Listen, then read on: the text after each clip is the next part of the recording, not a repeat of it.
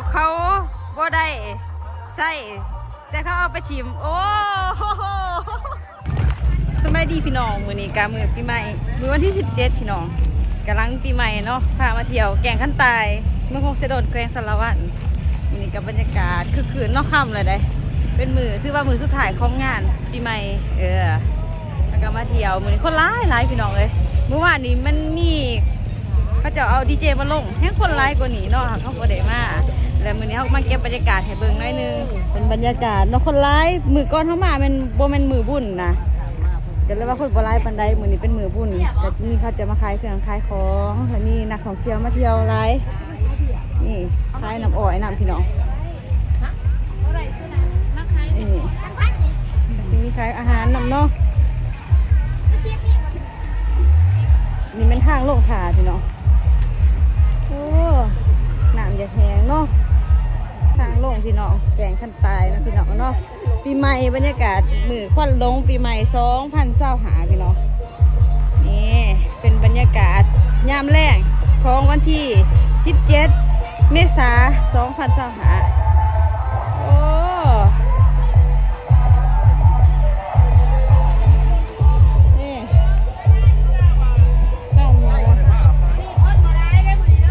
มือนี้คนร้ายเนาะว่านี่ก็ร้ายบ่มือนี้ร้ายก็ว่านี่บ่โอ้ว่านี่ที่เรายังคนมันแดดคนเต็มที่คนร้ายมาบ้านนี่คนร้ายนี่คนสิเต็มเบิดก็ดีกันบ่ได้เลยบ่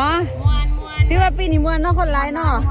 จนแบบเบิดปีใหม่เลยยังมีคนหั่นนะมื้ออื่นก็มีดีเจมาจะเข้าดีเจต้องมาอีกคือว่ามื้ออื่นโอ้มื้ออื่นก็มีดีเจอีกอ้าวพี่น้องประชาสัมพันธ์เด้อผู้ใดอยู่ไกลมาเที่ยวไม่อีกวันที่18 เมษายนเนาะมื้อ17มื้อ18ก็มีดีเจมาอีกมือสุดท้ายโอ้ของปีใหม่มียังบ่ถ่ายจนเบิดเนาะวันจันทร์พุ่นแหละเนาะจังว่าสิปกติโอเคไปทางลงเฮาพี่น้องย่างลงต่อเป็นกระขายของอยู่เทิงนี้เมื่อวานมีดีเจคนมาไลฟ์เพิ่นว่าเป็นทางลงเนาะผู้เฒ่าก็ลงได้อยู่ลงได้บ่แหละ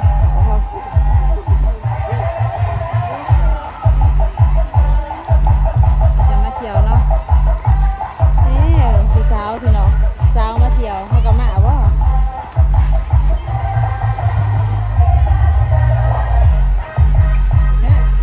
ผู้บ่าวบ้านได้นี่สบายดี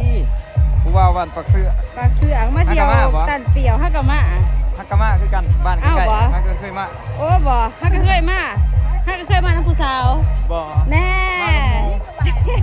ไปเด้อจ้าอู้เก็บไว้แต่งนะเอามาได้ใส่ไว้จ้าเลยอัดลงเอามาอู้เดี๋ยวสมัครกี่ไรเดี๋ยวไว้แต่งหน้าแต่งตาได้นี่เด้อมาไปสิไทยให้คนดังเนี่ยสิไปอเมริกาปีหน้านี่ก็สิได้ไปอเมริกาแล้วแต่แม่แต่ว่าเพิ่งไปได้ไปอเมริกาเฮ็ดวีซ่าบ่มาก็เลยบ่ได้ไป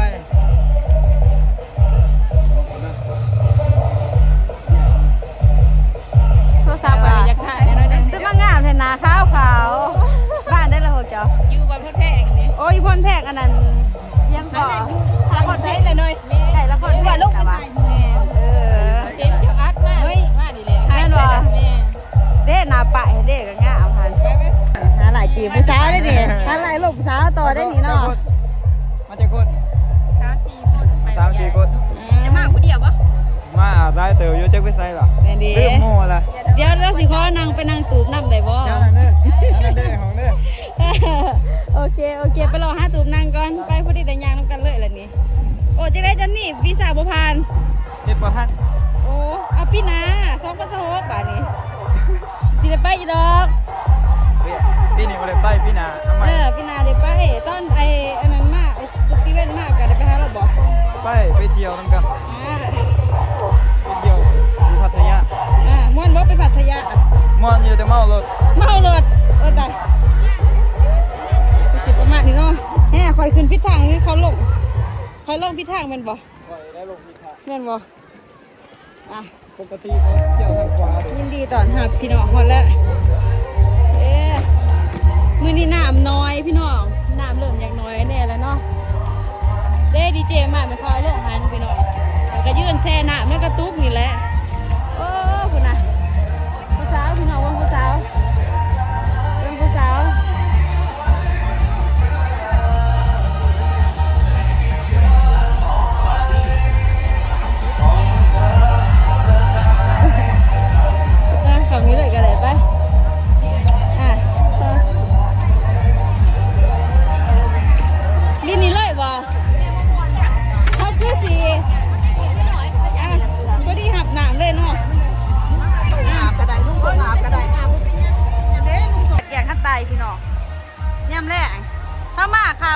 ตะเวนจะมารับขอฝากกับหมื่นแล้ว ไปเดี๋ยวพาไปเบิ่งเขาซื้อเบียร์มาหนำกระไดเนาะโอ้ผู้บ่าวเต้นคนนะม่วนเนาะบรรยากาศคึกคืนดีพี่น้องเป็นบรรยากาศมืองานบุญปีใหม่เกือบจะสุดท้ายมืออื่นเป็นมือสุดท้ายเพิ่นว่าจะมีดีเจข้างเนาะมีกองเบ่งให้ลินเห็นบ่มือนั้นมาลินผู้เดียวมันอย่างเงาแต่มือนี้เป็นมือบุญก็เลยว่าคนหลายๆเบิ่งไหม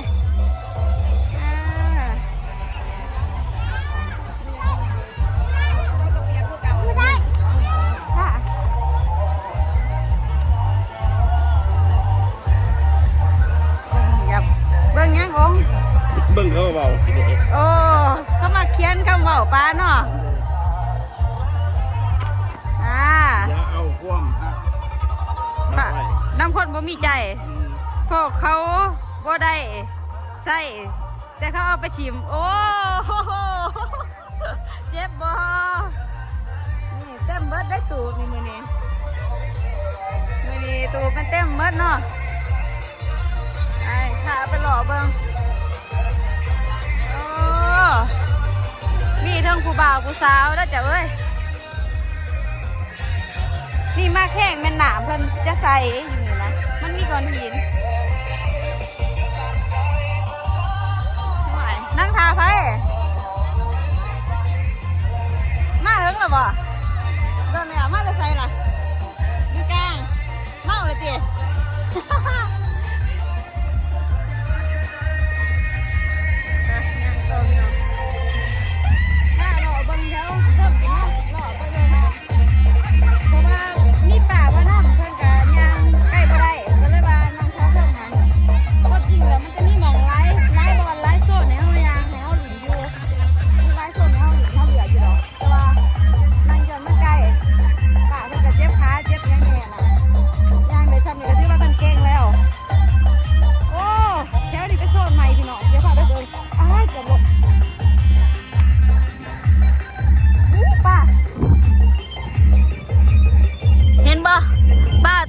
พี่น้องเขาอยู่ถามกลางน้ำเสเลยได้นี่เดียวนี้นะตอนนี้เจ้าของอยู่ถามกลางแม่น้ำเสโดนเลยพี่น้องมันจะเป็นแก่งเนาะเป็นแก่งเป็นหินถามว่าเขาไปเบิ่งในGPS พี่น้องเบิ่งในแผนที่ Google Map ค่ะเดี๋ยวนี้มันจะเป็นแบบขาวๆเบิ่งเลยค่ะถ้าอยู่ถามกลางแม่น้ำเสเลย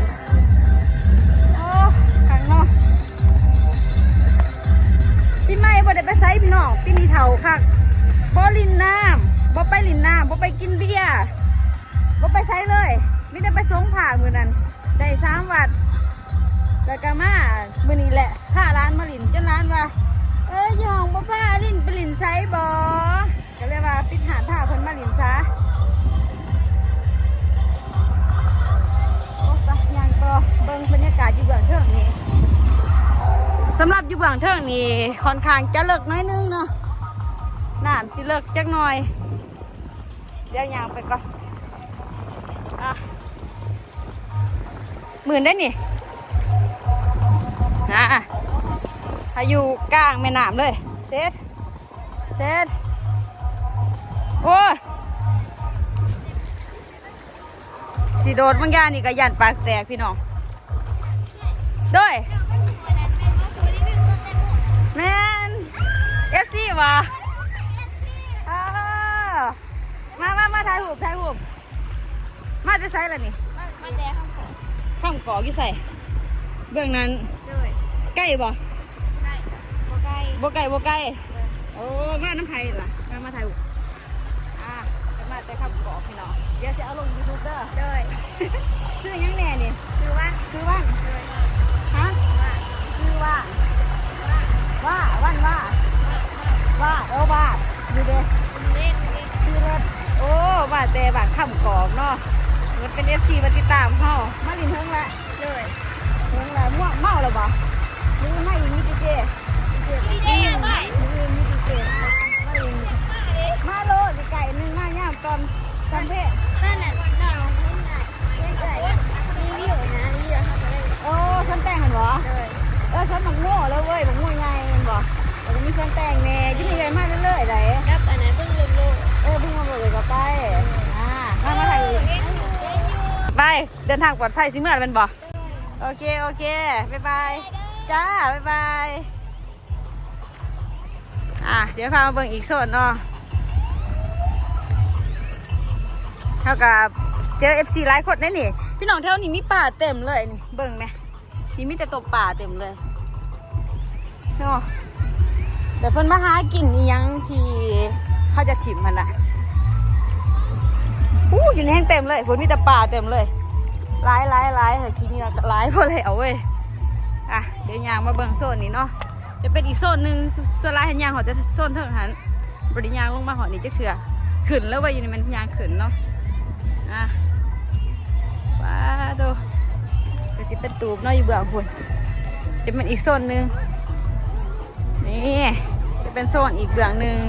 สำหรับผู้ใดที่อยากลินน้ำเลิกทีนี้จะมีน้ำเลิกเนาะอยู่เบื้องนี้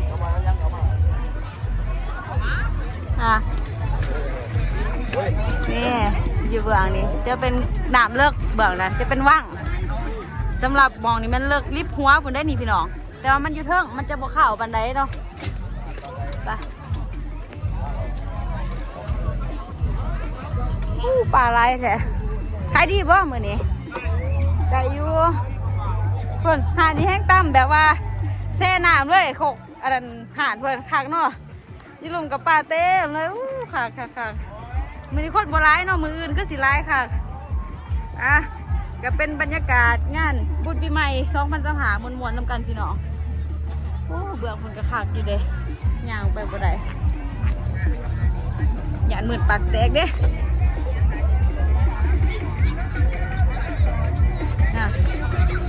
นี่ไงย่างมาได้แล้วเป็นบรรยากาศงานบุญปีใหม่ลาว2025อ้าวเพื่อนเมาแล้วกัน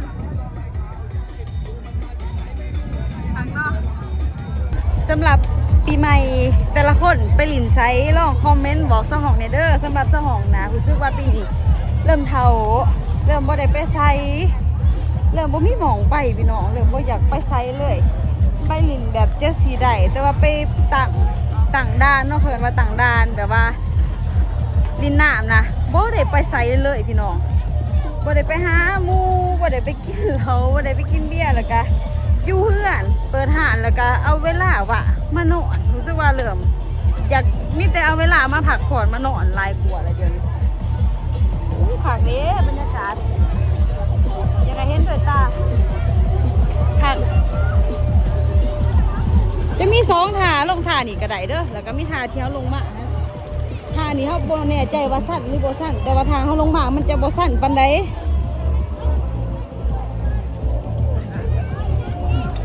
ได้มันบ่ยางได้มันบ่จะไปอีกโซนหนึ่งเนาะ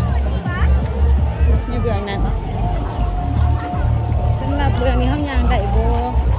น่าสิยางได้อยู่เนาะป่านี่ร้ายพี่น้องป่าหลายสามารถยางไปได้อีกดีเด้จะมีอีกทางหนึ่งอยู่นี่เองบ่ทางลงจะมีอีกทางหนึ่งเนาะบรรยากาศ4 โมงแรงพี่น้องกำลังดีป่าเต็มเลยโอ้ยสะอ่อนเด้ไล่เถอะไล่ว่านี่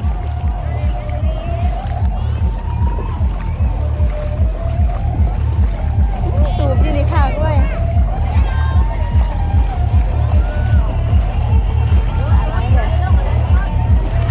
เจ้าผู้บ่าวผู้สาวงามเนาะ